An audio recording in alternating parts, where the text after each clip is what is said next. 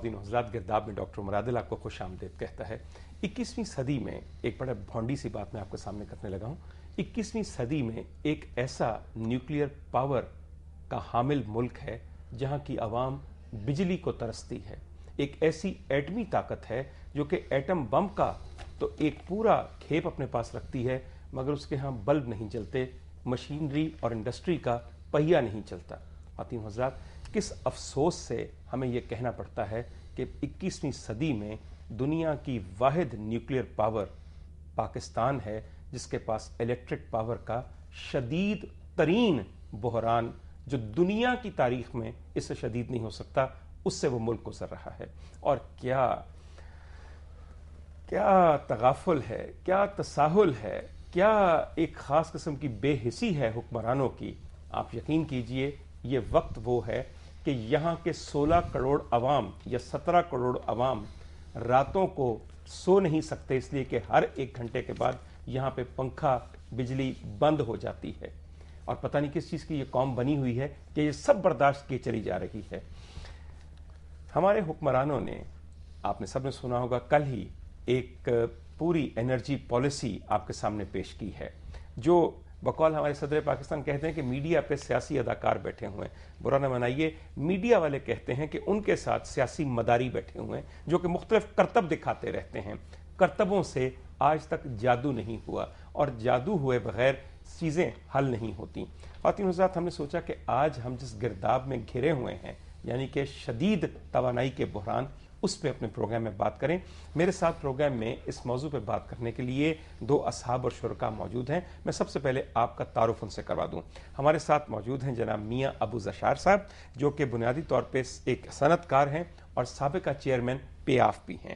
ان کے ساتھ تشریف رکھتے ہیں جناب منور بصیر صاحب، جو سابقہ ایم ڈی پیپکو ہیں۔ بڑی عنایت سر آپ لوگوں نے وقت نکالا۔ میں سر سب سے پہلے منور صاحب آپ کی طرف آتا ہوں۔ آپ باقاعدہ مینیجنگ ڈائریکٹر رہ چکے ہیں اس مدر کمپنی کے جسے ہم پیپکو کہتے ہیں، اس لیے جس کی ساری یہ بچیاں ہیں، لیسکو اور آئی ایس کو اور فلانی، جن کے نام سن کے اور جن کی نااہلی کو دیکھ کر ہم خون کے آنسو روتے بھی ہیں اور خون کے گھونٹ پیتے بھی ہیں اور ٹنوں پسینہ بہاتے ہیں۔ واقعی منور صاحب، sir you would be the best person to tell me, sir یہ جو بحران آج ہمارے سامنے ہے، اس کی بنیادی وجوہات اگر ایک دفعہ بتا دیں، اس سے ہم پروگرام شروع کرتے ہیں۔ دیکھیں، کسی بھی بحران کی جو بنیادی وجوہات ہوگی، آپ نے پوچھا ہے، وہ ہوتی ہے جب آپ پلان نہ کریں، آپ سیکٹر کو سمجھیں نہ، سیکٹر کی نالج نہ ہو اور کمپیٹنٹ مینجمنٹ نہ لائیں، اور اس کے ساتھ پلان نہیں ہوگا تو امپلیمنٹیشن نہیں ہوگی۔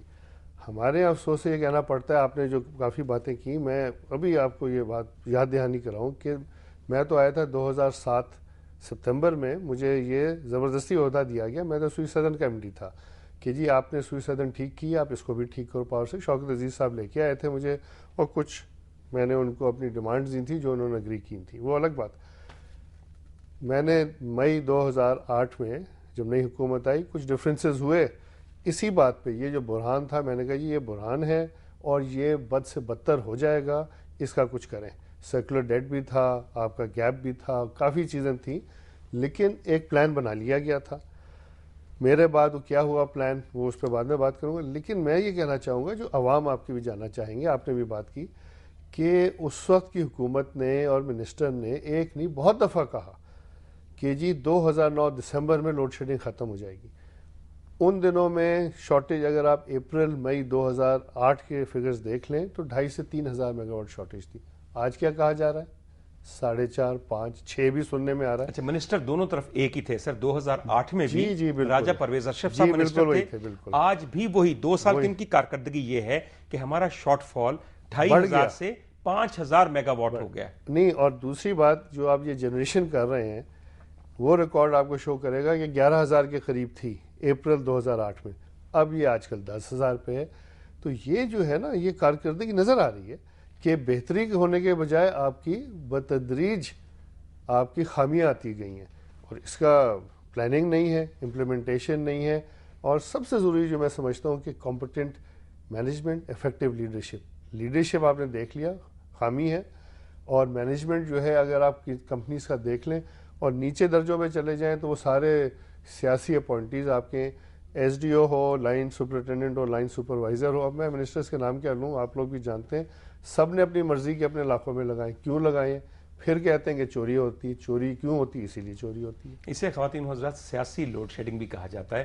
یہاں پہ بیلدار, ایس ڈی او, لائن مین, آپ کا ہر ممبر آف نیشنل اسمبلی اور آپ کا ہر وزیر اپنی مرضی کا اپنی زمینوں اور اپنے آبائی علاقے پہ لگاتا ہے. میں اصل غلط تو نہیں کہہ رہا؟ نہیں, صحیح کہہ رہے ہیں. ابھی آپ جو سابق M D O G D C تھے 2 سال رہے, یہی حکومت لے کے آئی تھی, اسی حکومت سے ناراض ہو کے وہ گئے ہیں, اور انہوں نے جاتی ملاقات میں صدر کو کہا کہ میرا 80% ٹائم سیاسی لوگوں کے فون سننا, ان سے ملاقات کرنا اور ان کے ناجائز کاموں کے میں صرف ہوتا ہے, اس لیے آپ مجھے معافی دیں. زاہد حسین صاحب تھے, فارمر ایمبیسڈر تھے, جی بالکل, پی آئی ڈی سی کے چیئرمین تھے, وہ چھوڑ کے چلے گئے. یقیناً.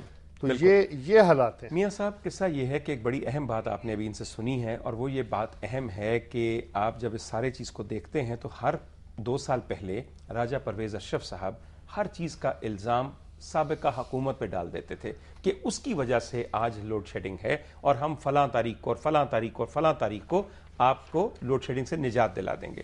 آج ان کو اس وزارت کا قلمدان سنبھالے ہوئے 2 سال ہو چکے ہیں. 2 سال میں آپ کے سامنے منور صاحب نے کہا کہ ہمارا جو شارٹ فال ہے وہ 2500 میگا واٹ اور مزید بڑھ گیا ہے.